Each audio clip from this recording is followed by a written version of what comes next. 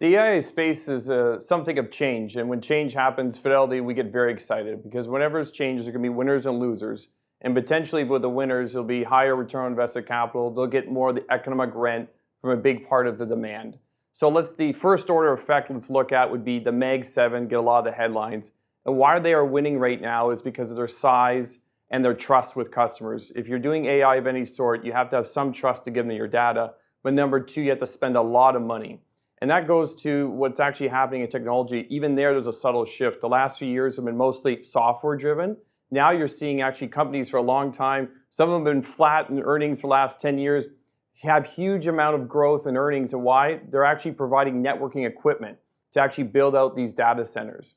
So that's the first order effect. Number two would be the industrial space. Engineering companies have to design data centers, have to design how the electricity or power will get to these locations.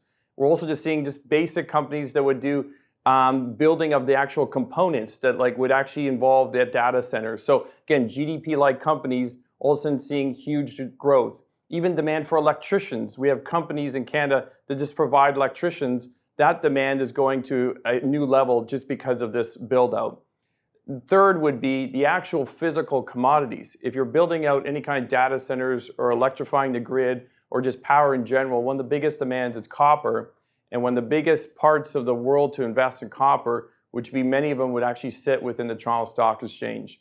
And the demand and supply for copper, if this plays out, could get very tight. Lastly, fourth is an area that sometimes is very sleepy that people wouldn't think of, but it's amazing all these different kinds of sectors get connected by some common themes.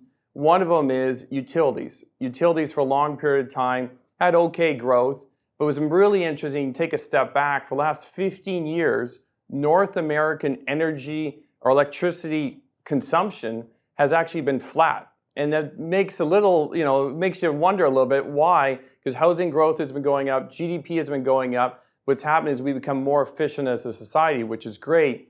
But now as we step forward, if this demand continues for AI and data centers, electricity demand could really take off and utility companies' growth could potentially accelerate for nuclear, for natural gas, for wind and solar, and the dividend growth subsequently could also accelerate.